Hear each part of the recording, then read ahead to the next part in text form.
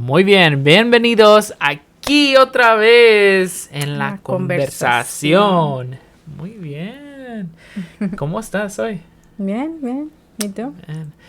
Well, un poquito cansado, un poquito, como fue hoy, un poquito largo el día, a long day.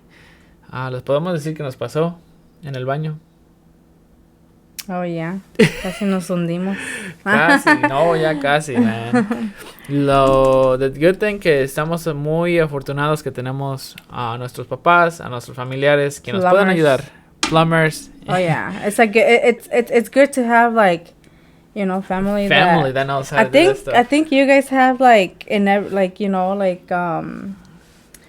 the different occupations. Like Yeah. you guys have landscaping, plumbers, some electricians. De poquito a todo. Yeah. That's good. It's crazy. So I'm glad que de eso tenemos nosotros porque nos podemos ayudar, uno mismo, to help each other. Yeah. Y sí, no, se nos tapó el baño, ¿usted cree? But it wasn't because of me. It wasn't because of the toilet. I didn't explode the toilet. Yeah, right. No. I've been doing keto, guys. Keto. No, es porque pues se tapó porque pues las raíces del árbol crecieron y pues poquito a poquito se acumuló. And yeah, we needed some help. So we called my pops and he called his brother and they came by. Güey, ¿eran raíces del árbol? Las raíces del árbol. Con pelo. Con pelo. Oh, wow. That's right. But anyways, that's already solved. Man, but in the morning I don't know. It was an easy morning, but it's just that it was frustrating. Oh, yeah, it happened when after I came home from work. She called me. She's like, hey, we got a problem. Yeah. And I was like, what happened? It's like, the toilet's overflowing. Mm-hmm. Everything exploded. I was like, oh my God. No, it was just water. It wasn't No, nothing. Yeah, it wasn't. It was nothing disgusting, Right. But you had me worry about it. So I was like, oh my God, everything's everywhere. Oversaturated. But anyways, yeah, we had our pops come up and our uncle. Thank you so much for coming by. And everything's good for that. Anyways, I just want to tell you guys, this couple of weeks, thank you so much for watching our podcast. Thank you guys for supporting us. Definitely. Our friends are giving us great feedback. Mm-hmm. I will definitely cherish these moments with you when in the long run. Mm-hmm. And just to tell you the truth, I mean, when we're doing this podcast, we are doing them in our home, right? But we're actually in the garage. Yeah. So if you do watch Jesse World, you might see the same background as what we have. And it's because I used my garage as a studio, kind of like converted as a studio. I even have my little gym right there too. You guys probably seen some videos about that too. Mm-hmm. Pero sí, even ella, she's impressed of how I put this place together. Yeah. Yes, pues sí. But yeah, anyways, muchísimas gracias por ver los videos, el apoyo y también, guys, si algo quieren ver aquí o estamos haciendo algo malo o quieren comentar en lo que podemos mejorar, let us know. I love negative feedback. It would be like a good feedback and it would be like a positive or negative feedback, because that's how we will learn on our mistakes. Mm-hmm. When I know people were watching and people care about this channel and people will put the time and effort to tell me something, instead of me doing the same repetitive videos y failing, not getting those views. Mm-hmm. And this is for sí, que sean comentarios constructivos. Ándale. Eso. ¿Cómo se dice? Eso. Yeah. Shout out to Chavo del 8. Pero sí, okay, guys, como hoy vamos a hablar algo un poquito más personal, ¿verdad? Yeah. Creo que todos los podcasts, todos los episodios que hemos hecho, casi un poquito personal, porque hemos ido a Guanajuato. Mm-hmm. Cosas de nosotros. Sí, de nuestros hijos. Vamos a hablar de Fabián, the middle child, problem child, right? Es lo que dicen, es lo que dicen, que el segundo niño es cuando sale más travieso. Sí. And oh my God, I mean, ain't that right? Yeah, who has a problem child? Raise your hand. Seriously, let us know. But he's cute, you know. When I can't get too mad with him. I know. I sometimes like wanna like, you know, yell at him, but it's like I start laughing. So I mean, I know you know we shouldn't be laughing, but it's hard to like not laugh. He makes you know? silly stuff. But then you know, again, you know, he might take it as a joke, and he might do it again and again. You know, yeah, but yeah.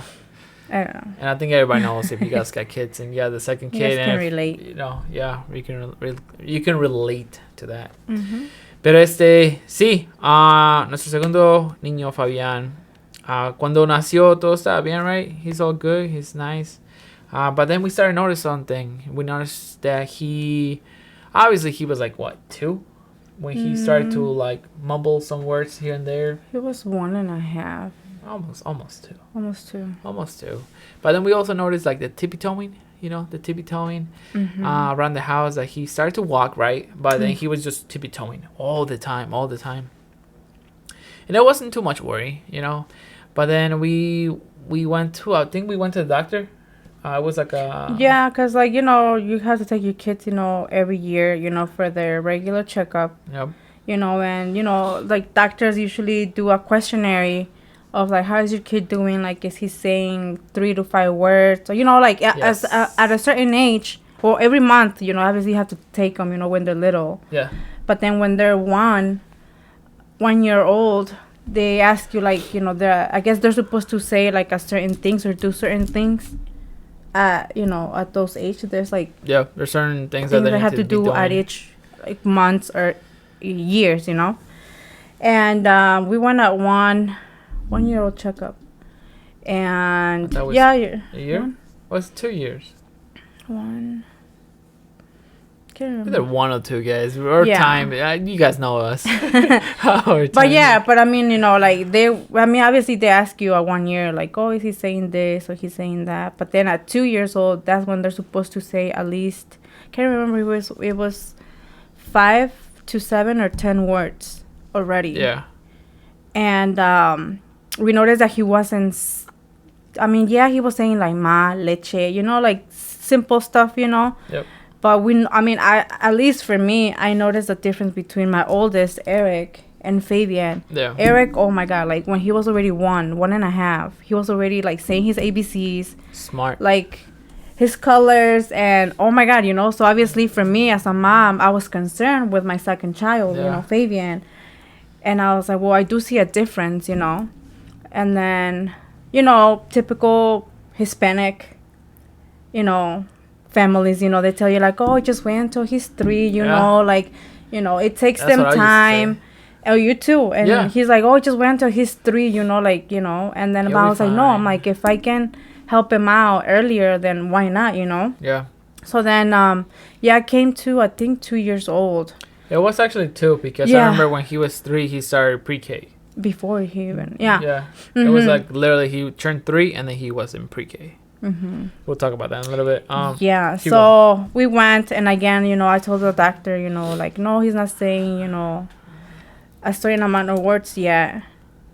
And, you know, obviously, like he wasn't talking or anything, like how Eric was. Maybe, you know, I guess you're not supposed to like compare your child, you know, like your children. Yeah, your children. But I don't know. For me, I did, you know, and I'm like, well, he did say this at this age. He's supposed to say it now. You know, but then again, I understand that all kids are different, you know. Yeah. His doctor, you know, gave us you know, information where we could take them.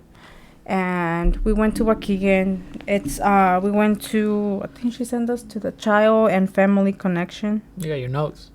Huh? You got your notes. Good. Yeah, we went to the Child and Family Connection Early Intervention. Yeah. To get evaluated. And first of all, I mean, before you keep going, like I was so iffy about this, okay? Oh, yeah. Because me, yo pues, what the hell? I would just wait, you know?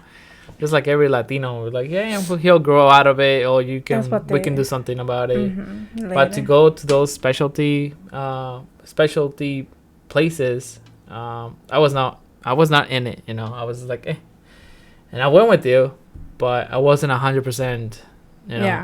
There. Because I was like, whatever. And we went there, and they did an exam, if I remember right. Well, yeah, we did a bunch of paperwork, obviously, and he needed to qualify it. So he needed to qualify. I forgot. So I mean, it's not like you go there and like right away. No, like they come a speech pathologist comes, and then like a physical one, the one that for his tiptoeing. Yeah. Yeah. Well, it's like there were like 4 different people. But they all specialize in different. So one was the speech, one was for the physical, and then the mental, I think. I can't remember, but there were like 4. There were like 4 ladies that came to the house. And I'm telling you, we need to do something about this memory loss. And they came to the house. We did an appointment, and they came to evaluate him. And obviously, like the only problem that was there, it was just the speaking part. Yeah. Because he understood everything. They asked him questions like, where is this? Where is that? Or like, can you tell me?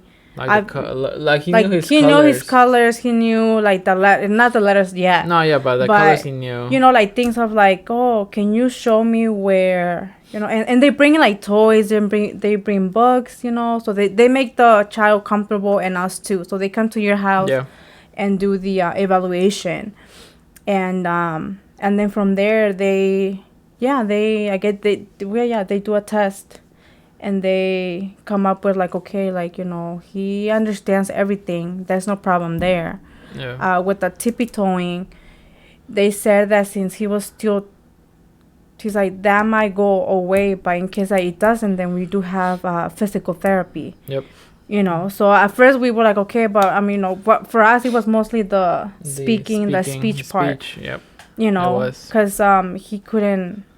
It was just like mumbling. I mean, that's basically what you get when you're and again, it's not like I'm comparing my kids, but we did have Adeline.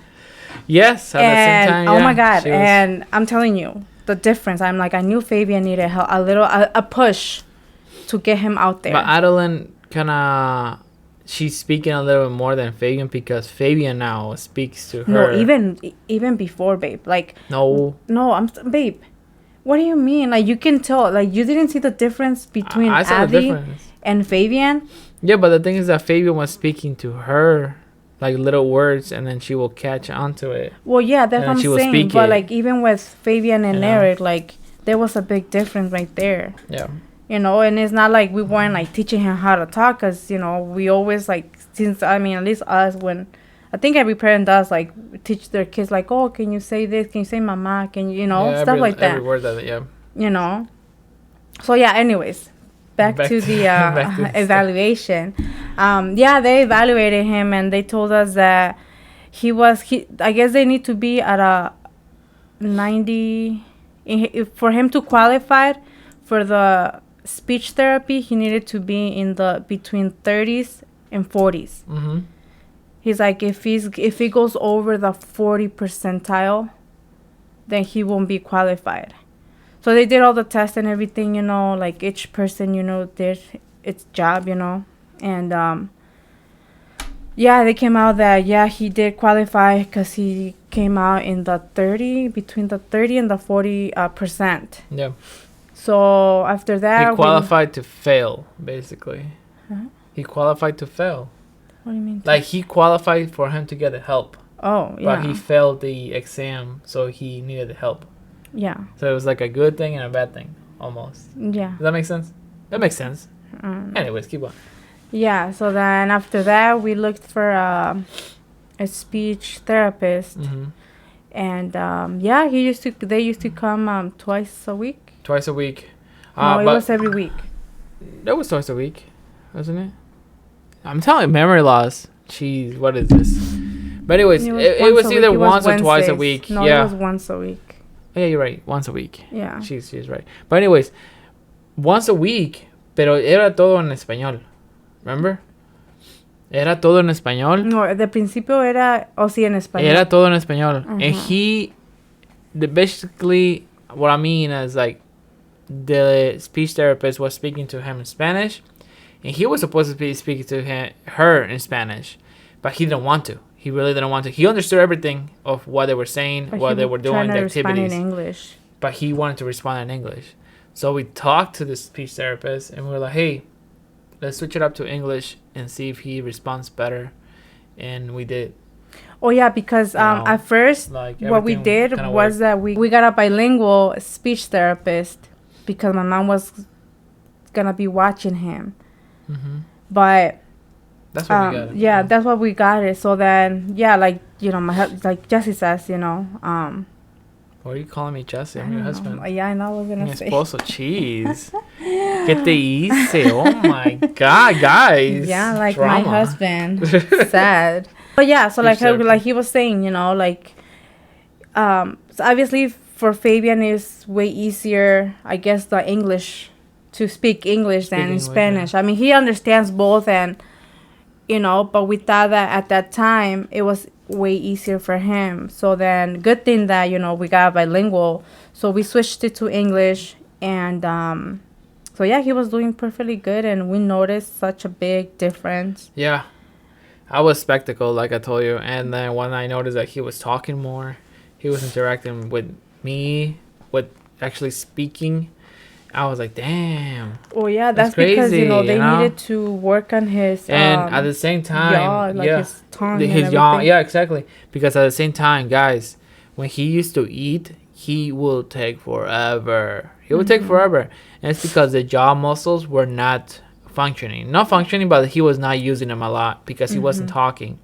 So, I mean, they told us, like, hey, once he eats, you either move his jaw up and down so he can start eating, but at the same time, once he starts speaking, that will be moving more and he will be eating a little faster, you know. It's just like the fact that he will keep his food inside his mouth for like 5 to 10 minutes, and I was like, what? Why? Yeah. You know, it was insane. But yeah, like it's just crazy how, like, that also has a lot to do with, like, not talking, because we were like thinking like, oh, maybe he just doesn't want to eat, but no, like, he would take literally like his time, like his food in his mouth for like a long time. Yeah, we used a lollipop too to like stimulate his mouth, yeah, and stuff, and we also did sign language, and it was basically like playing but also teaching him well, especially her. I mean, her, not me, you know. But it was like the, yeah, like... She helped a lot. You know, she really helped a lot. And then, I mean, it was time for her to go, move on. Because she could only be there for him until he was 3. And he was literally a year, I think. Within a year, she was gone. And then, once he turned 3, he qualified for to go to school. For an IEP, which that means that, you know, they can get in earlier. Yeah. And obviously he qualified because I guess, like, now if you want to put your child in preschool, yeah, sometimes they do have to qualify, but unless you want to pay for it, you know, I mean, you know, but since he had that problem with speech, he qualified with the IEP. Yep. So we went to the school. They did the evaluation. And again, you know, he did everything good. They did again, like everything colors. Good to fail, quote unquote, but to get in. Does that make sense? So he wasn't the percentile of like, yeah, he understands, but he still needs help. It's just the speech part. Exactly. Yeah. So because he understands. I mean, he understood everything. Like, you know, they did test on opposites, or like, can you put him under, or, you know, he understood what they were like telling big, him tall, to do. Small, large. Like, he understood all those words, the terms, you know. Yeah. It was just a speaking part, you know, because he didn't know those people, but he already interacted with us in speaking. And we would tell him, like, I think it's just because you're new and he doesn't know you. And, yeah, obviously he's a little shy with new people. But it was crazy, how at 3 years old he went to school. Before he started, like probably like a week prior to him being turning 3, and he was so little, like so little, so small. And I'm like, oh my God, I can't believe that he's in school. Like, he was going half. I can tell you the first day because she had to work. She works in the mornings. Yeah, and I couldn't take him. I have to be the responsible one to take him. Not a responsible one, but like I had to, because she had to work. I don't want to say it like that. But so the first day we went to school. I went all the way into the classroom. Yeah. And I left him there. I'm like, hey, I'll be back. I'll see you later. I'll pick you up later. And he was okay. And then when I picked him up, he was okay. He was fine. He didn't cry or nothing like that. But then the following day, I dropped him off at the entrance.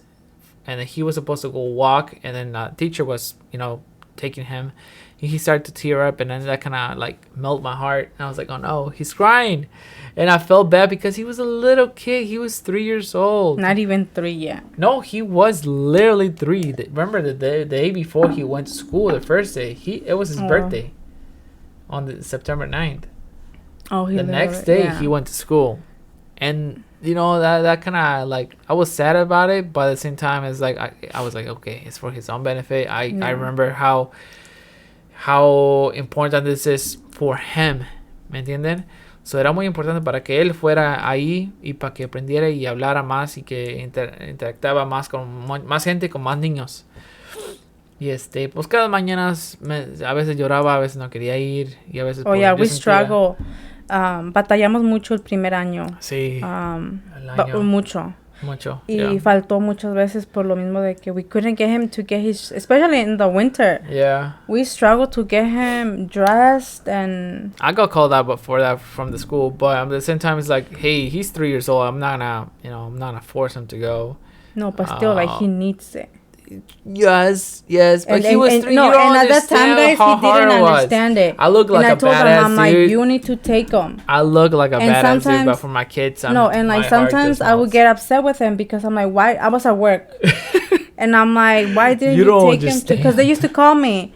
Because I'm the primary one. Ooh, and I used to get calls saying that, oh, Fabian didn't go to school. And I'm like, I'm calling him and I'm like... skipping school to go to his dad. Oh, yeah. And they did talk to us. They told us that, obviously, there's a huge line. There's a waiting list to get in early... we call it wheel, but it's an early... preschool earlier. Yeah. Early childhood, I guess you can call it. Right? Yeah. I mean, obviously, there's a waiting list, and they told us, like, well, if he's not gonna, if he's not gonna go, then we're gonna get him out of there until he's ready to go. Because there's other kids who needs it too, exactly.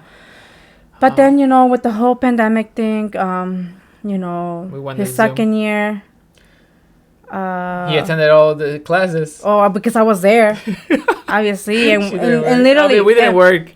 No, we didn't work. But then when I went back to work, he didn't go like one time because you were late. That was just one time. But still, it's like really at home, and he was still late.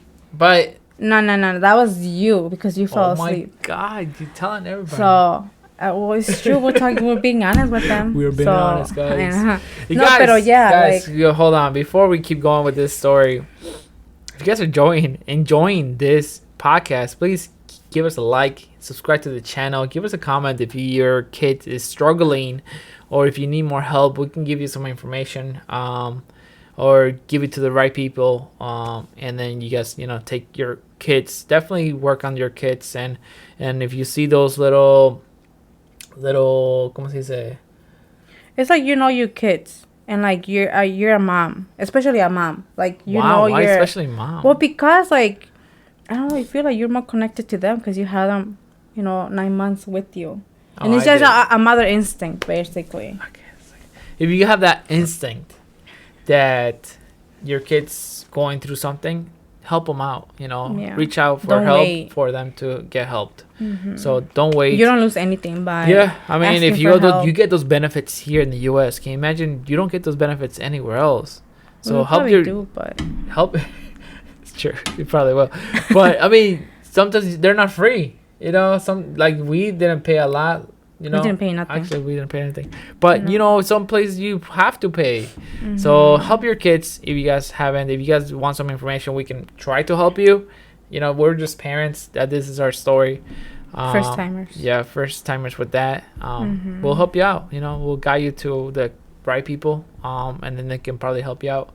But yeah, back to the story. Okay. So yeah, like that was his first year. So yeah, we did struggle a lot with him.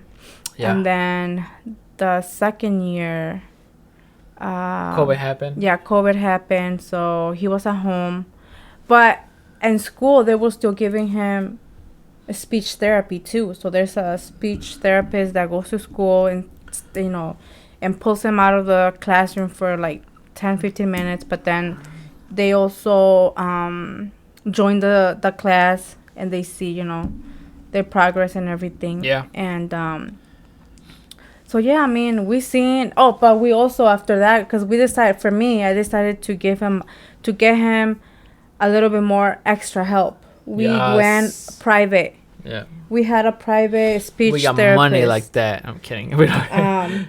So yeah, because I was like, he's only getting 15 minutes. That's cool. 15 minutes in school every day. And they were recommending to get an extra help out, like a private, something like that. Yeah. And I mean, if we wanted to, we could have done that. Who did we talk to? Did we talk to the doctor about it? I can't remember who I talked to, but they gave me information. Oh, we asked at Condell Hospital. Okay. I can't remember if a friend or I Googled it or something. I can't remember who gave me the information.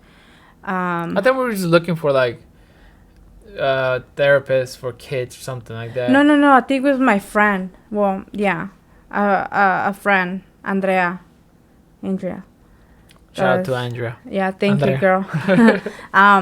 Yeah. So I asked her if they had like some type of like special like help, because I know they have physical therapy, there. So I was like, they might have speech therapy. So she gave me a number and I called, but for that I needed a doctor's referral. Yeah. So then I talked to the doctor, and again she asked me if he was getting help at the school. I'm like, yes, but I want to get him, if I can give him more help, get him to get more help, then why not? Yeah. So so she did send a referral, and then again he was on a waiting list. There's waiting list for people to get in for everything. But I thought it was gonna take longer, because they told me, it might take up to like a month or like a couple months for you guys to get in. And literally after a week we got called in, and they evaluated him again. And again, we got the same results that we got from the previous from the school, basically. Yeah. Almost from the school. Yeah, so they went based off of his IEP from school and everything. So then we were there for what? Almost, when he was 3.5, from 2019, because then COVID happened. 2019 until now that he started school. If we got to be exact, his last day was August 19th. Or 18th of this year. And she helped so much. He was shy with her, but eventually he opened up more when he was doing the Zoom calls at the house, and he was with us, and we were still doing the speech therapy with her. So she helped a lot. Once he went back to the hospital, basically we went back to the hospital. He opened up so much to her that she was like, wow, it's such a different kid from like last time. He started to talk from more the beginning. He started to talk to like more, interact more, and she could actually understand him. Yeah. And so it helped so much. Even with us, like he was talking way more than the beginning. But then we didn't mention this, that he also got physical therapy. At the same time, because the speech therapist noticed and the that COVID pandemic, at the same time in COVID. Yeah. So then, before COVID hit, she mentioned us about Fabian tiptoeing, Yeah. walking, ¿cómo se dice? Tippy toeing. Tippy-toeing. Yeah, she mentioned that, that maybe with physical therapy it could help him. Yeah. So again, we needed a referral from the doctor, so we told the doctor and everything. So yeah, she was nice enough to send it, and yeah, he qualified again, and yeah, he did probably like the whole pandemic, right? The whole pandemic. The whole pandemic. Yeah. Once we also the went. full lockdown, quarantine, basically. Yeah. Exactly. So once we were able to Go back. Yeah, we did. They worked on his feet. They did exercises and everything, but they told us that they didn't see anything wrong, because at first they were thinking that it was probably autism. Yeah. Because that's one of the signs, and but after they evaluated him, they said that no, that wasn't it, and there was just something that it's probably just him, like, being, it's like a sensory thing. Yeah. Of him, like, putting his feet flat. Because, I mean, right now he still does it. He does it, but not all the time anymore. I mean, he does it when he's with no shoes. Yeah. But once he has his shoes, he walks normal. Like fine. No, I don't know. Maybe it's just a sensation of, like, I don't know. But then again, he doesn't like wearing shoes at home. Yeah. He doesn't. So... None of them. But we're not to worry about it anymore. No. I think he will eventually grow out of it, and yeah, it wasn't like a big concern. But before it was, and now he's just like, it's not a big concern anymore. Yeah. The speech was one more. Just because he needed to interact with the people, with the kids, with teachers, parents. And it's like, you're a mom, you're a parent, so like your kids, and obviously you know want to give to your kids. And obviously we weren't first time parents anymore, so like we kind of went based off of like our first and stuff like that. And like now with Adeline, it's like even at one and a half, she was already like talking. She is so independent. Oh, okay. Yeah, so more independent than the boys. I am so proud of her. She's so independent. Yeah, and she's like full sentence. She's another topic, another day. She's maybe like full sentence talking. Yeah, but she has my temper. Yeah. But anyways, so yeah, definitely big shout out to, I'm gonna say the names. Lori. Big shout out to Lori and Taylor on helping us out with Fabian. Yeah. Those two are amazing. They're amazing. If you guys know them, if you guys are, doing therapy, say hello from us. Yeah, and it's always good to ask for help. I mean, sometimes us as parents, like, at least coming from me, at times I'm like not embarrassed, but like kind of like, I guess you can say that for like asking help. Yeah. But it's like, it's my kid. Like, if I don't help him, who else is gonna help him? True. So for me, it was mostly like I said, a Latino thing. It was like, he'll grow out of it, or ponle, I think some people know una chicharra in their mouth and they'll talk the next my day. suegra used to tell us that. Yeah. But that's, things like that, like, are myths, and it could have worked for some people out of nowhere, I guess. Pero pues estamos aquí en Estados Unidos, let's get the help. I mean, why not? We're not. Yeah, especially like if your kid's insurance covers it, I mean, hey, go ahead, I mean, that's why your kids have insurance, and like, and it's like, why not use them? And because thankfully the kids have insurance and we didn't pay anything, thank God. Oof, because I think we would have stopped it. We were paying like $5,000 the first year. We were like, okay, because we're done. Only for when Claudia, shout out to Claudia also. Claudia, yeah. She was our first because a veces nos llegaban los bills, and for just 30 minutes, 45 minutes 45-minute therapy session, it was like $120 something. Yeah, it doesn't seem like too much, right? But imagine some of that like up almost every week. Yeah, every week. So that's like about $500 a month. Yeah, $500 a month. and we did it for 3 years. 2 years. 2 years. It's crazy. It's a lot of money. Yeah. So I mean, if you guys so have if insurance, you're able to get that help and help your kids, guys. Yeah, there's, like I said, like he said, like there's a lot of help here, and well, there's probably people that can't do it or they're not able to, and they wish they had the help, and they don't know. Yeah, because I remember like family members used to say like, oh, just wait until he's 3, or no, until he's 4, until he starts going to school, and then he's gonna be able to talk. But I'm like, no, like if I can get him the help, and why not? Might as well do it, and I'm glad we did. Well, I'm glad I did look for help, and right now, oh my God, you cannot stop him. I'm glad you did that for our kid.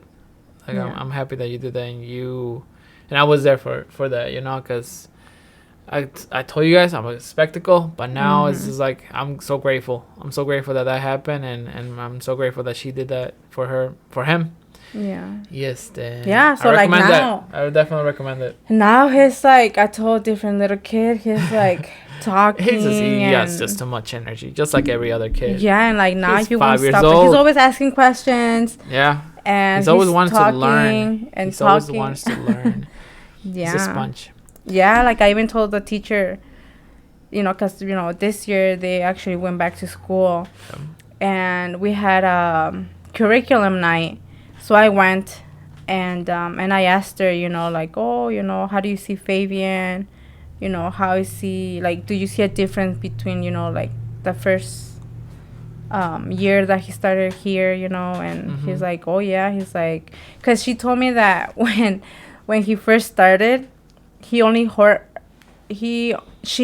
him talk one time.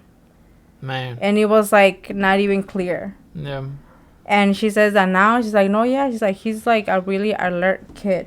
Yeah. He's like, he's always asking questions, and he wants to know like what we're doing and what's happening. Yep. So, I mean, that's a good thing, because we told him, if he has any concerns, that he can go ask questions and talk to the teacher, and they will be able to help him out, and that's what he's doing. Exactly. He's probably the one always asking her questions and stuff, and like, because I guess questions instead of being quiet. Yeah, because I guess he's used to, like, I guess they go through one door, and one day they use a different door. Yeah. So then the next day that they went, like, he asked a question like, oh, teacher, are we gonna go through this door or the other door? So he's like, always alert. Asking questions. He's really alert of what's happening every day. Yeah. So I'm glad. And I'm glad that I'm so happy. He's doing good, and he's able to communicate with the kids, and can you imagine? He's only 5, and he went through all that. 5 years old. Obviously he's still getting the help.